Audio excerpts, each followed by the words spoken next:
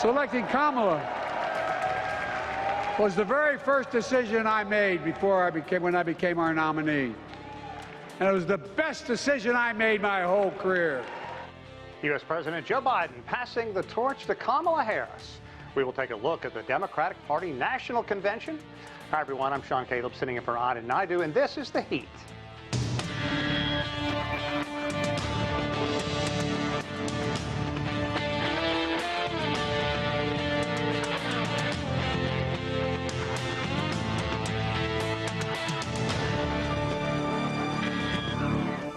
Okay, on the first night of the Democratic National Convention, a list of speakers making the case for Vice President Kamala Harris to win the upcoming election. Issues such as reproductive rights and defense of democracy were brought up again and again and again in a show of unity behind Harris. Now, the second night of the convention is just starting right about now, and we're going to go live to Chicago and talk with our correspondent, Hendrik Sabrandi, who's been our man out in the field. Hendrik, on this second night, we will have speeches from former President Barack Obama and his wife, Michelle Obama. What's the atmosphere there right now? Well, things are just getting started. I don't know if you're aware, but last night the program ran long. Several speakers had to be cut from the program, so they're trying to adjust for that on night 2 of the convention and begin the proceedings a little bit earlier than they did on Monday evening. We'll see if that strategy pays off. Among the things that happened was singer-songwriter James Taylor was unable to perform as he had planned to right before President Joe Biden took the stage. So we'll see how the proceedings this evening roll out.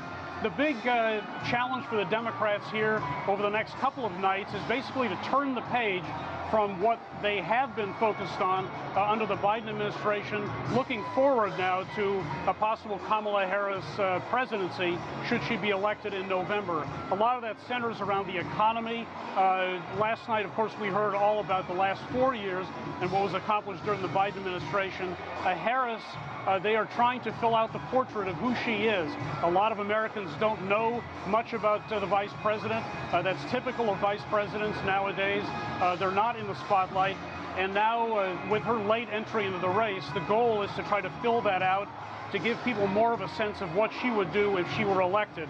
And again, a lot of that centers on the economy, economic opportunity. That's been a major focus of Vice President Harris, and she'll be expounding on that on Thursday evening here in Chicago. In the meantime, of course, President Obama will be speaking, as you said, along with Michelle Obama, as well as the second gentleman, to try to, again, educate people, not just in the convention hall here, but across America, about who Kamala Harris is, what she stands for, what her values are, in an attempt to push her candidacy forward against Republican Donald Trump. Sean? Yeah, Hendrik, I did watch last night, and seeing President Joe Biden take the stage at about 11:37 Eastern time, that had to be a source of frustration for many, considering a lot of important swing states are in the East, and many did not see that very powerful speech. Now, moving on. We did also have Hillary Clinton speaking, as well as Biden. So tell us about the first night. Well, a lot of this, as you said, is about the battleground states. This is something Democrats are very focused on, the 6 or 7 states that could determine the outcome of this election. Last night, of course, President Biden spoke. This was kind of a farewell speech. He reviewed the accomplishments of the last 4 years since he won election and beat Donald Trump back in 2020.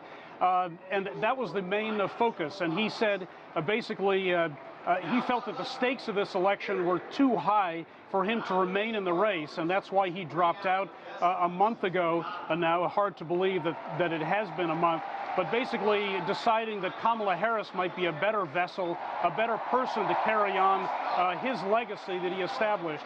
Here's some of what he said, the reasoning behind his decision to drop out.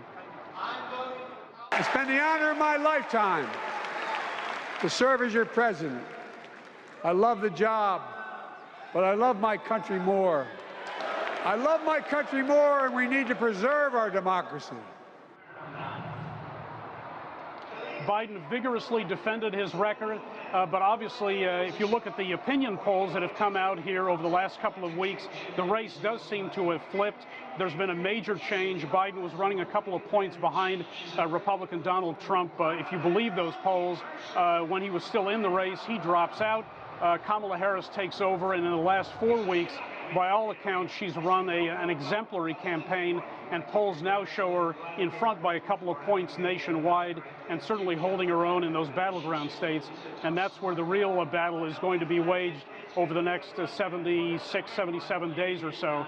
And again, that's the focus of the convention now over the next couple of nights, is to get their message out, the Democrats, not just to Democrats across the country, but those all-important independents and swing voters. That's going to be the whole ballgame in November. Indeed. Hendrik, get ready for a long night. Buckle up, my friend. We'll be checking in with you throughout the evening here on CGTN. Okay.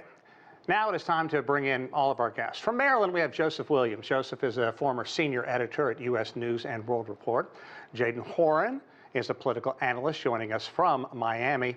And from New York, Brian Becker is an executive director of the Answer Coalition. And we're going to head back to the Democratic National Convention. There we see Joel Rubin. He is a former U.S. Deputy Assistant Secretary of State, and we're going to check in with him in just a minute. But Joseph, I want to kick off with you, if I may.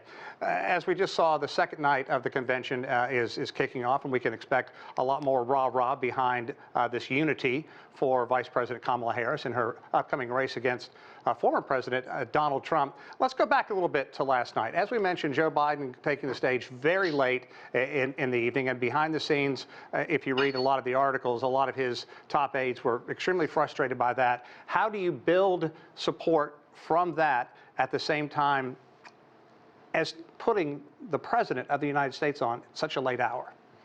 Well, it's kind of hard, and it's very unfortunate that the program ran long. I mean, this tends to happen nearly every convention I've been to or covered. Things time kind of gets out of hand, so it's not surprising that it went late.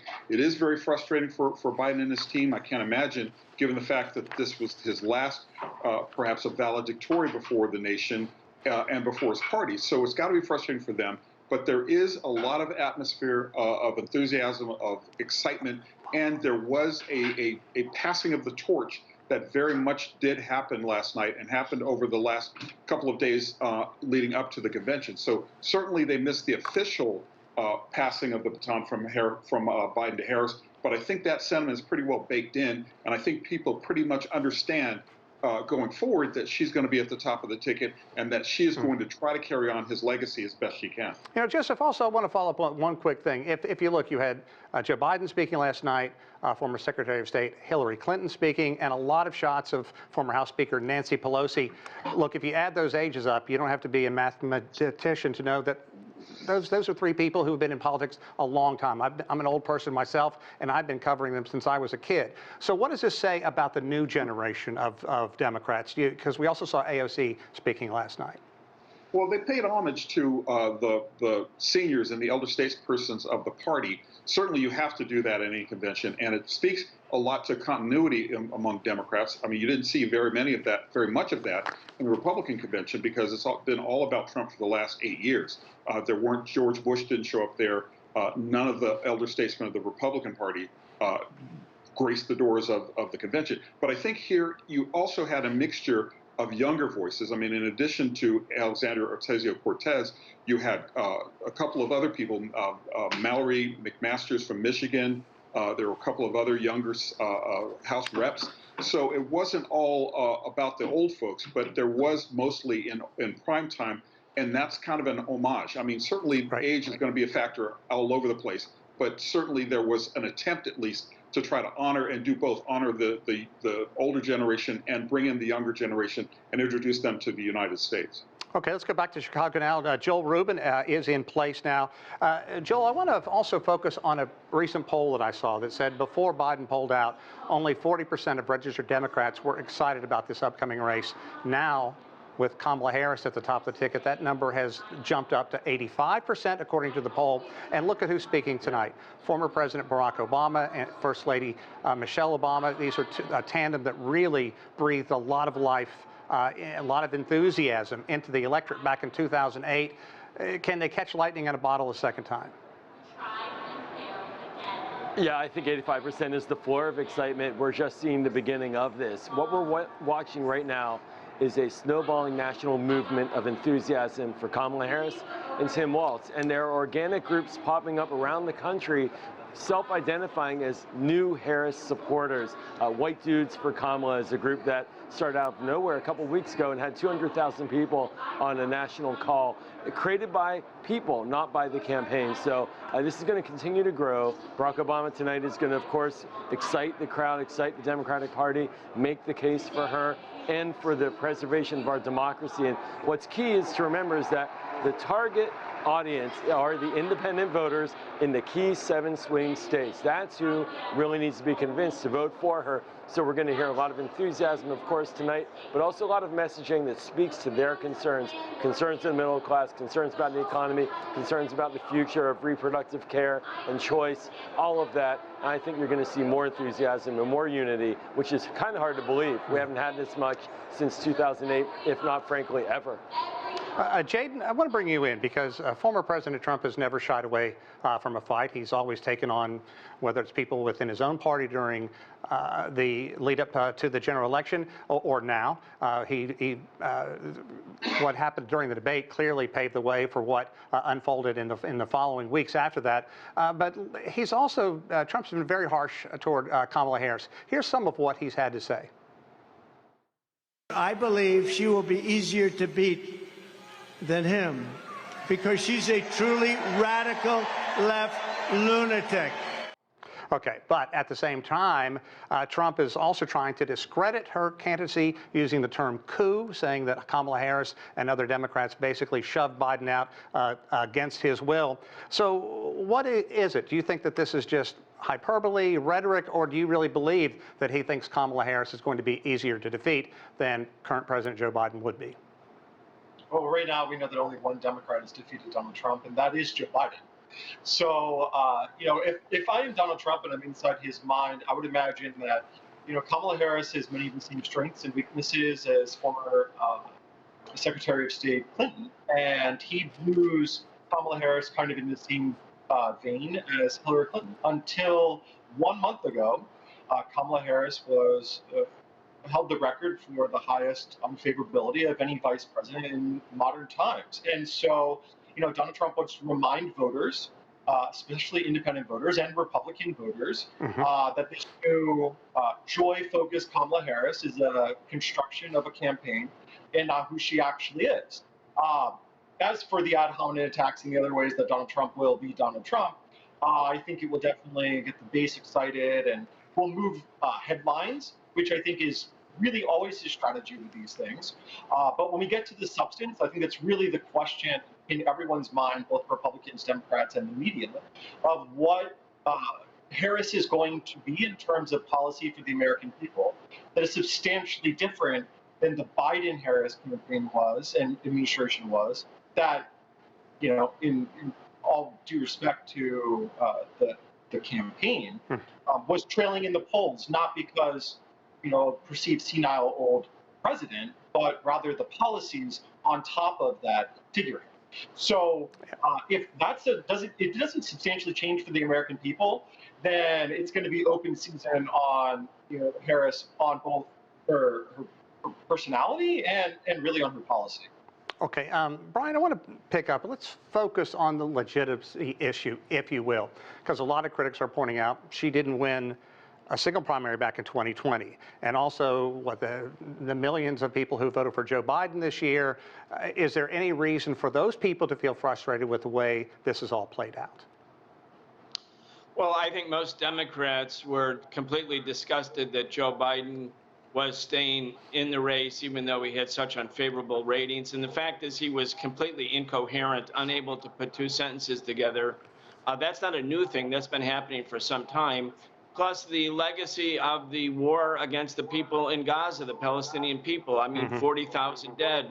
People all over the country were chanting genocide. Joe will Right, we're going to get to that in just a minute, but let's try to stay focused on just the legitimacy issue of this. We'll get to all those issues leading up to this, but I really want to focus on, should Kamala Harris be at the top of the ticket, or should Biden have had to stay there? Well, that was my point, really. I mean, the Democratic base didn't want Biden to be there.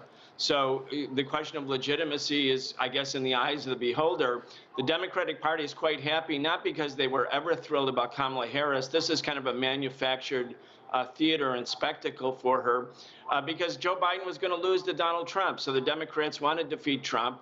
The Democratic base wants to defeat Trump, and Biden was clearly going to lose. He was losing. So now people are rallying behind Kamala Harris, but she shares the same policy positions as Biden. Food prices are up 25% compared to where they were when Biden came in. And again, I think the legitimacy issue is very important when it comes to foreign policy. If people reject the U.S. supporting Israel and killing 40,000 Palestinians, that speaks to her legitimacy, too, for a big part of the people who traditionally vote Democrat. Joel, I want to pick up and get your take on this because Brian brings up food prices. Obviously, inflation, the economy has been an issue. It is definitely coming down. And Harris, when she unveiled her economic policy last week, had the chance to talk about all that. Instead, she said it's all big business's fault. Should that have been the way that Harris really steered this? Well, that's kind of this is the way political campaigns unfold and presidential campaigns. They make arguments, they identify villains. In this case, big business is raising the prices, and there is fair evidence to say that there is price gouging going on. And so that's a pick she's making on a policy level. But I want to go back to the legitimacy point because it's crucial. She was also on the ticket during the primary alongside Joe Biden. She also lays claim to the 16 million votes that went to Joe Biden, who was at the top of the ticket. She legally had control, along with Biden, of that campaign apparatus that she then took after Biden pulled out. So there is no legitimacy question. She also went through the process of the delegates voting to support her, and the uncommitted delegates, they didn't win the overall vote. They have a small slice, an important slice, a slice to be listened to, and they are being heard. But she, when it comes to legitimacy, did not conduct a coup. There was no coup. The coup leader would have been her, if anyone, and she was loyal to Joe Biden in public. He was not dragged out in chains onto the floor of the DNC. He came out voluntarily. He spoke for an hour. He walked off freely. This is a legitimate nominee. And he also quickly threw his support behind his running mate, and as you heard at the top of our program, said the best decision he made was instantly choosing her to be his running mate. But I want to kind of switch issues as well, because we know there's a third-party candidate, RFK Jr., Robert Kennedy Jr., and his running mate earlier today said that they are considering pulling out of this race and throwing their support to Donald Trump. Joel, what do you think that would do to this race? Well, I think that there's no lower than low that Bobby Kennedy can go. I mean, this is a guy who killed a bear cub and stuck it in his trunk and drove it around New York City for a day and a half. He's obviously trying to sell his candidacy to get a job in whomever's job, a cabinet he can get. He might drag a few points down from the overall calculus, and it's possible he would be hurting Trump more than Harris. So have at it, Bobby Kennedy. I think what we're seeing right now with Harris taking the lead of the Democratic Party is the elimination of Kennedy as a threat to her. The real threat for the party, and I'll close with this, was the lack of enthusiasm for Biden. And we're seeing the rise in polls because Democrats are coming home, and that's what Kennedy understands, and that's why he knows he has no future with Harris or the Democratic Party. You know, Joseph, also I want to talk about, there's one issue that has been so divisive for Democrats in a very important swing state of Michigan, and that, of course, Arab Americans. They're just simply not behind the Biden-Harris camp at this point. I guess it remains unclear if they can perhaps turn that, but there have been a number of demonstrations out in Chicago. We've seen them over the past 48 hours. So the pro-Palestinian protest in Chicago, how is that handling the DNC, and what will that do to this all-important race in the state of Michigan?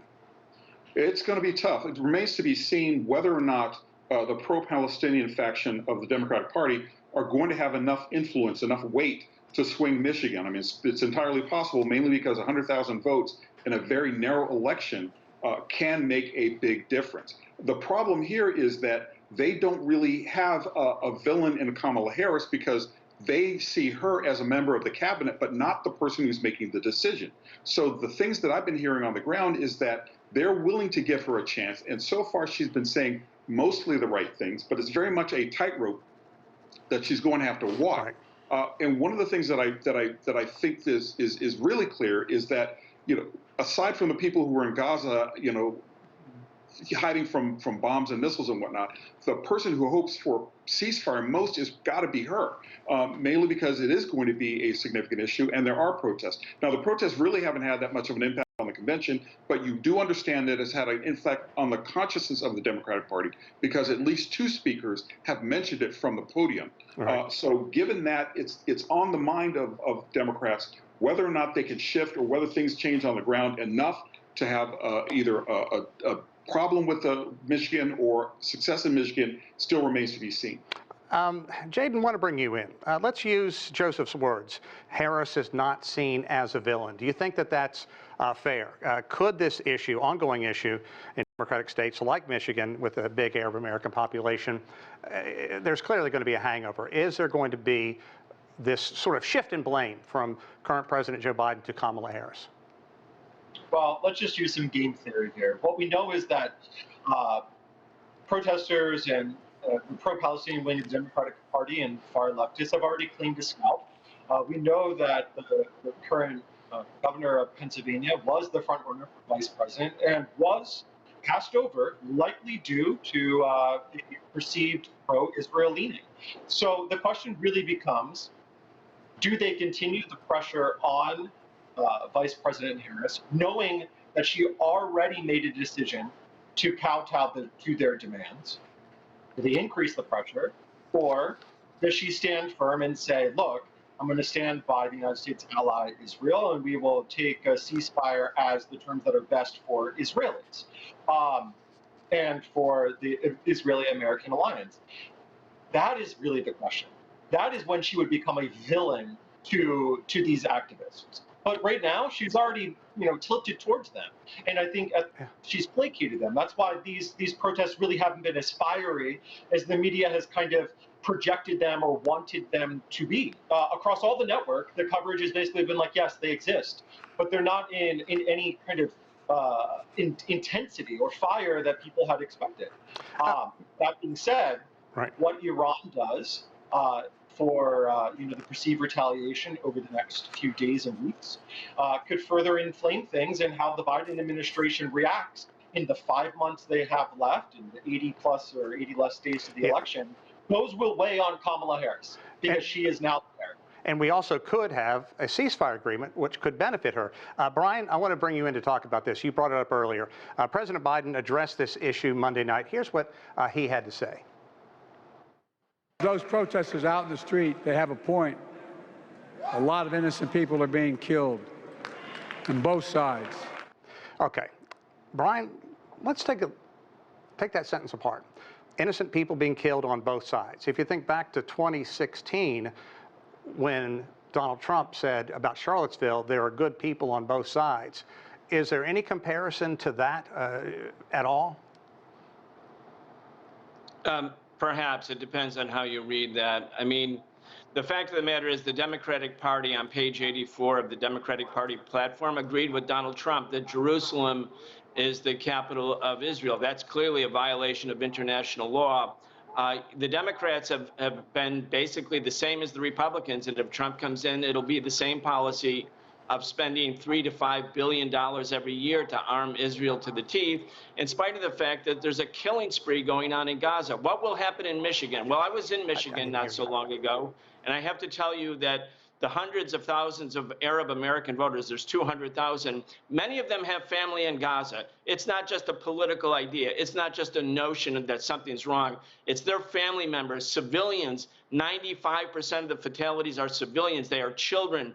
The Israelis blew up 7 universities and all but one of the hospitals in Gaza. When you look at that record, people who are Arab American who have family in Palestine, they're not going to say, oh, maybe Kamala will be somewhat better. Right now, she's standing with the Biden administration. And even though Biden said, oh, yes, they have some good points, that's not going to do it for the people in the streets, the Arab American folks and their allies who are demanding justice for Palestine. Joel, I want to shift gears just a bit, if we can. Let's talk a bit more about the economic situation here in the United States, where we were in 2020, where we are now, because we know that the Fed chairman is up in Jackson Hole right now. Everybody's going to be watching what he says this past week. Everybody expects at least a cut of 25 basis points in the month of September, perhaps 50. If that happens, and we have like an economic upturn, what could that do for the Harris-Walz ticket leading into November? Well, you don't want to fuse Fed policy with political decision-making directly, because the Fed acts independently. I understand, but if the economy turns around, that's going to be good. Strong. Yeah. But if there's, and to your point, exactly, if there's a little boost and interest rates drop further, that will only inspire more confidence in the future. And that's what Americans care about, the future. And then when they're confident, that means they're confident in the current leadership, and that is something that Kamala Harris can ride on, in addition to the strong fiscal policies, tax policies, not wanting to bankrupt the country again, like Donald Trump did when he put on $8 trillion in new debt and gave billionaires tax breaks.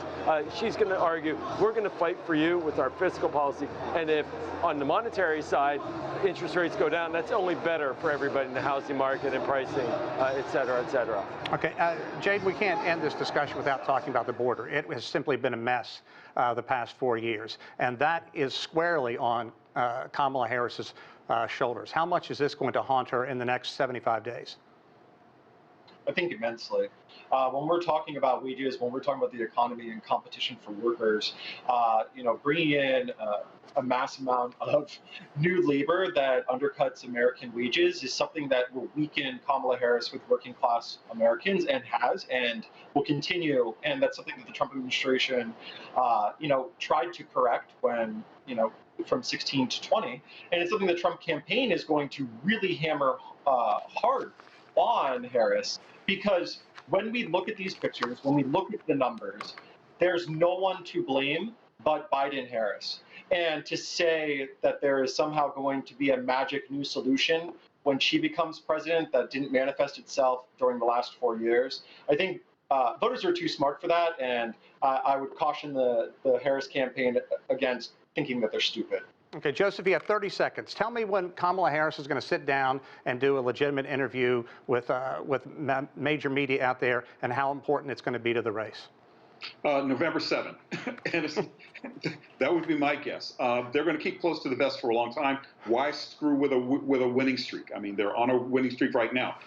There probably is not a great upside to sitting down and doing an interview. It's going to happen probably closer to the election and certainly after the convention. Okay, I think you said what a lot of people are thinking. Okay, I want to thank our panel. I really enjoyed it. That does it for this edition of The Heat. I'm Sean Caleb's here in Washington, D.C. I want to thank everyone for being with us.